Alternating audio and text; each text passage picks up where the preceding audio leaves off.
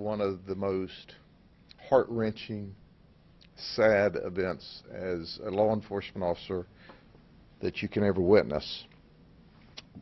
Yasmin White, who was only 11 years of age and in 5th grade at Davenport School of the Arts, did what kids do. She was home with her brother, who was 9. He was certainly old enough to watch himself. While he was taking a nap, she thought, hey, I'll go across the railroad track to the convenience store, which is close to the house, and pick up some stuff. And she did. She got 2 drinks, I'm presuming one for her and one for her younger brother. She got some chips, some chewing gum, some snacks, and was walking back to her house. As she was walking back to her house, she did what a lot of young folks do. She had her earbuds in her ears, and she was walking up and over the tracks. The engineer of the Amtrak, which was traveling 68 miles an hour, which was 2 miles an hour underneath the speed limit, saw this young child walking toward the tracks and saw that she was not paying any attention, and he started blowing the horn. And he continuously blew the horn for about a quarter of a mile, all the while he's trying to stop the train. Yasmin walked up and over the tracks with her earbuds in and never, ever, ever heard the train until the absolute last seconds when she looked up and it was too late and she tried to jump off of the tracks. And she died as a result of being hit by the train. I can tell you that I go to a lot of calls, a lot of death scenes, and going to the death of a child is horrific. And when you think this young lady at only 11 years of age was picking up snacks and drinks for her and her 9-year-old brother, mom was on the way home from work, gosh, that's such a wholesome thing to do. We know that today, we haven't analyzed these earbuds, but we know that they make noise canceling earbuds. And if you have noise canceling earbuds, plus you have your favorite music in your ears, the end result is what apparently at this point in the investigation we saw. She never heard the train. There will be a complete and thorough investigation by us as well as by Amtrak and their law enforcement agencies and risk management, but it's just a horrible, horrible tragedy. We don't see anything at all out of the ordinary at this point in the investigation. Amtrak was apparently within the speed limit. They saw the child coming. They hit the brakes. They're on the horn. We've reviewed the video, and we certainly will get copies of that from their law enforcement agency. It's just one of those days at work. It's not fun. And most days we do this job, it is fun.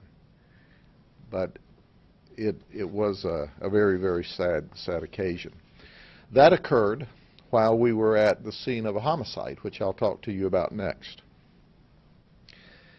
And about 1:45, 3 Good Samaritans were southbound on Berkeley Road when they saw a man standing by his garbage can, obviously bleeding, trying to flag down help. They stopped their vehicles. It was 2 semis and a passenger car. And they ran to him, and he was obviously significantly wounded.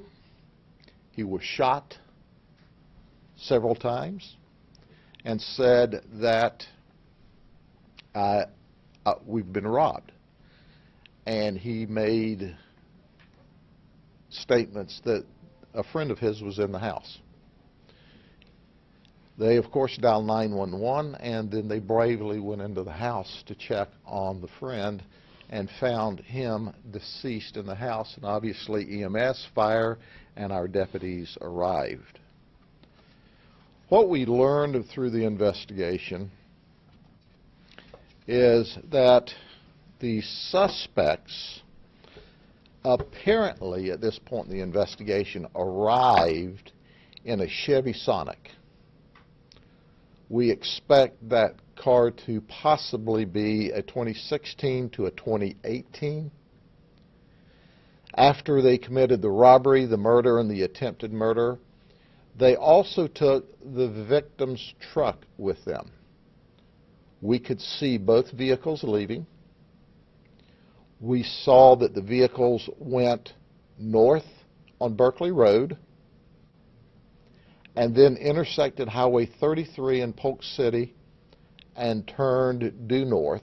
So Berkeley does not run due north. And then turned due north on Highway 33 and moved through the city of Polk City. We need to find these vehicles because they should lead us to our suspects. So now we know there are two suspects. There's obviously at least two suspects. I don't know if there's any more than that. The feedback that we got from our victim who is still alive, Kenneth Mayer, is very, very marginal at this point. Kenneth, who's 57's condition deteriorated as EMS arrived and fire services arrived. He made statements to the Good Samaritans that he'd been robbed. He is in Lakeland Regional now in intensive care in critical condition. But the good news is he's stable. Last night when we talked to you, he was not stable at all. The other victim who's deceased is Bill Reese, R-E-I-S. He's a white male, 68 years of age. There's a $3,000 reward leading to information that just causes the arrest of these folks. It's important to understand we're going to find out who they are. So collect your $3,000 and give us the anonymous tip before we find out on our own. And you'll get the money, we'll get our suspects, and certainly our vehicles. Now, here's part of our dilemma at this point. You say it was robbery, so what kind of robbery was it? Guns. We have established up to this point that there may have been as many as 31 guns in the victim's house. Bill Reese sold guns to friends and family. So he would, by word of mouth, say, hey, I buy and sell guns. Obviously, these folks that chose to commit this murder and robbery knew there were guns there. And that's exactly what they took.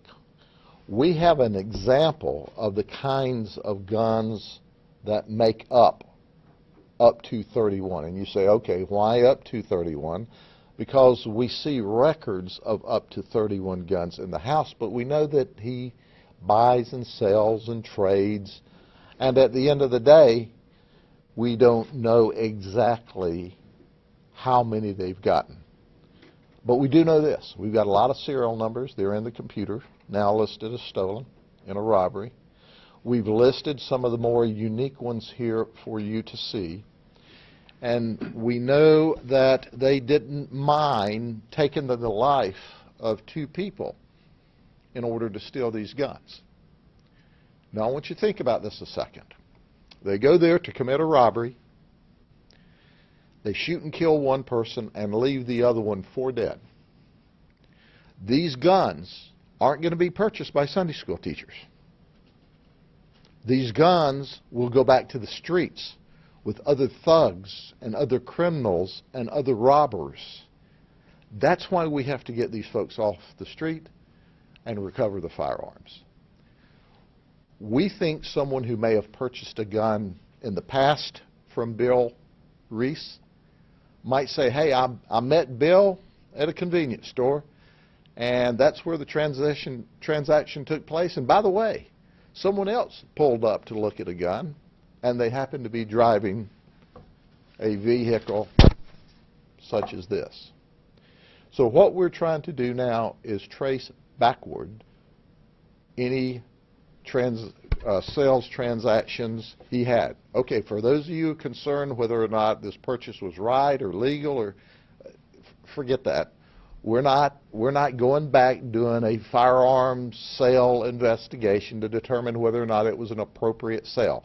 What we're trying to do is find a murderer or a couple of murderers, and we know that if you've purchased a firearm by Bill Reese, you may be able to help us.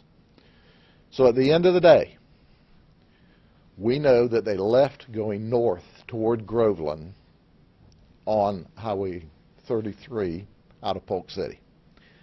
And we need to solve this sooner rather than later, because right now, at this moment, they're actively trying to sell guns on the streets someplace. All right, any questions? The deceased and the other victim, what is their relationship? They are two friends that have lived together there for, I think, like 10 years. They're buddies. And they have been buddies for a long time. And they, in fact, I don't want to give you the great detail, but I can tell you both of them were not initially present when the shooting began. The shooting began and it startled the other one, and he came to see what was going on, and then he was shot and killed as well. Or shot and not killed. One was shot and killed, and one was shot and not killed. Excuse me. They were both in the home, in different parts of the home, at the time the event started. The unique guns you showed us pictures of, were they particularly expensive or rare? No, not really. I mean, he had a cross section. He had handguns, he had semi-automatic handguns, he had long rifles, he had hunting rifles. He didn't have an arsenal of what you would call really cool AR-15 assault weapons, that sort of thing, that we're aware of at this point in the investigation. There was some suggestion that they might have gone to Hillsborough County yesterday. Is that still a possibility? The initial information that we received is possibly they were going toward the Plant City area.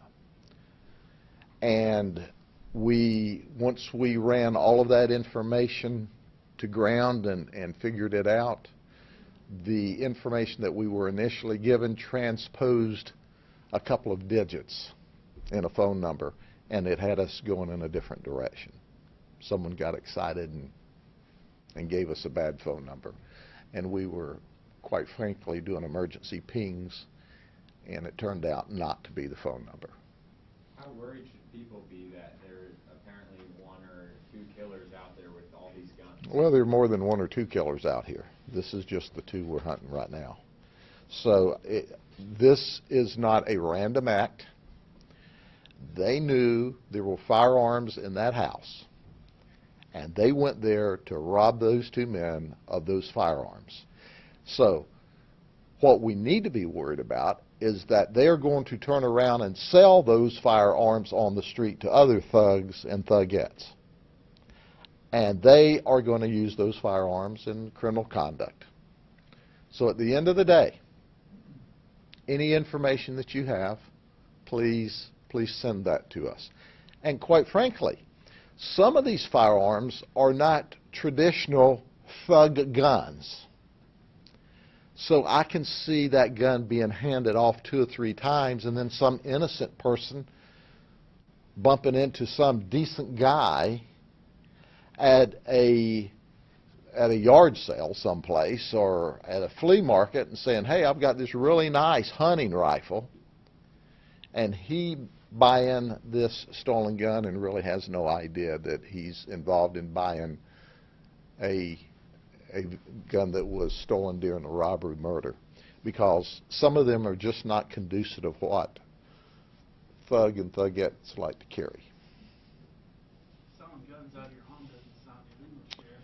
Well, I'm not sure that he was selling them out of his home, and that's still under investigation. We're told by his friends and family that he was exceptionally cautious with the way he sold guns. In fact, he'd made some statements to friends and relatives that, if you're going to sell a gun, you want to pull a picture of the gun, of the light gun you're selling, and use that as opposed to putting a picture of the actual gun, because if you put a picture of the actual gun, then some of the programs will embed addresses and GPS and they can find your home. Do they register too, Mr. So, well, you don't have to register guns in Florida, or depending on the state you live in, you don't have to. You only have to sign if you buy a gun new. That's when it's registered that you purchased the firearm. If he bought these at a yard sale, if he bought these from an individual, that individual has no responsibility to do anything other than make sure he doesn't sell to a felon or someone who is designated as mentally ill.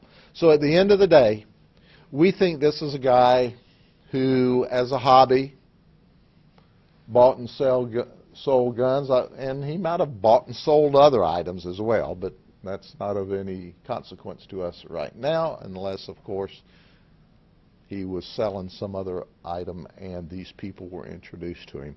But for some reason, and that's what's under investigation, they knew to go to that house to rob him of many firearms. And that's what happened, and they murdered him, being Bill Reese, and left his friend for dead. Any idea how the total number of shots that were fired? Yes. I'm not telling you how many shots were fired. That's what we call a secret. And we're going to keep it a secret until after we talk to our suspects. Was it quick in and out? We know that we saw them about 1:45 is when the Good Samaritans helped. And we see about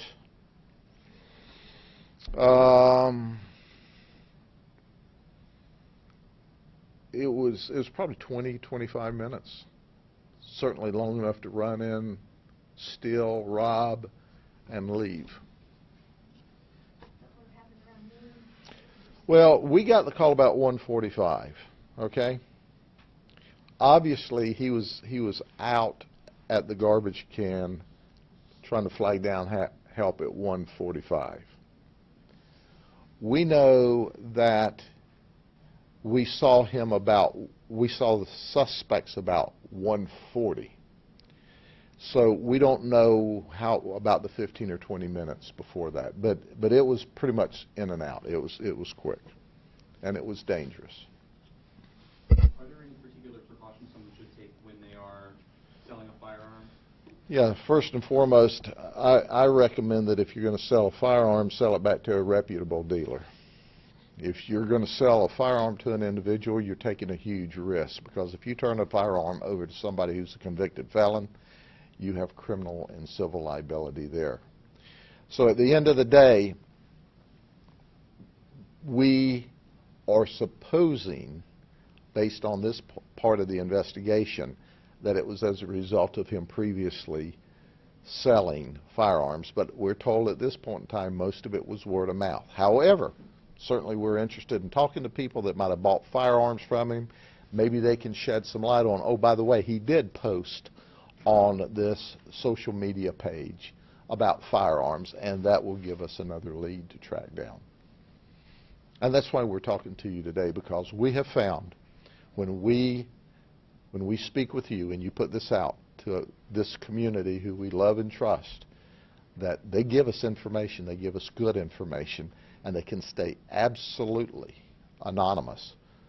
And as a result, we'll solve this case and put these guys in jail, because look, there's no reason for them not to pick out another gun dealer and rob and shoot him, because you can only go to jail for the rest of your life or be sentenced to death for the rest of your life one time. So they are very dangerous people. They need to be treated like very dangerous people, and we need to lock these suspects up very quickly.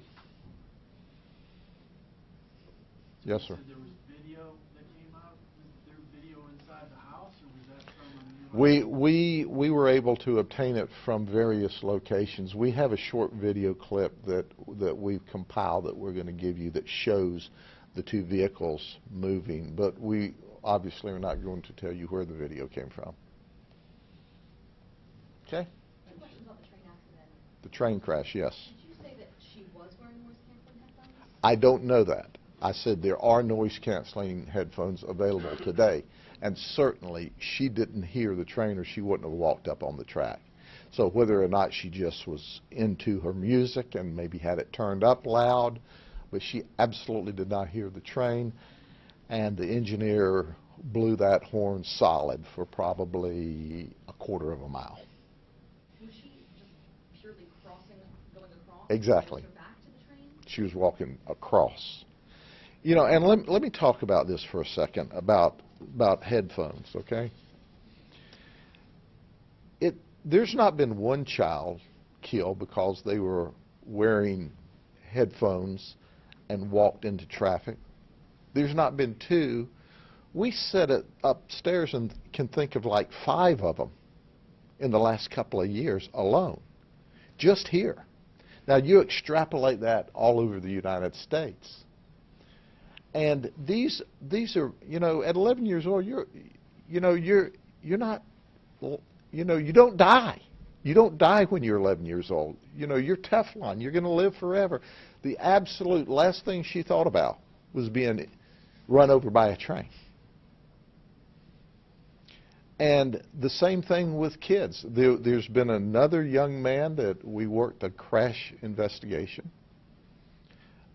And that was maybe 2 or 3 years ago. He was on the railroad tracks, walking, listening.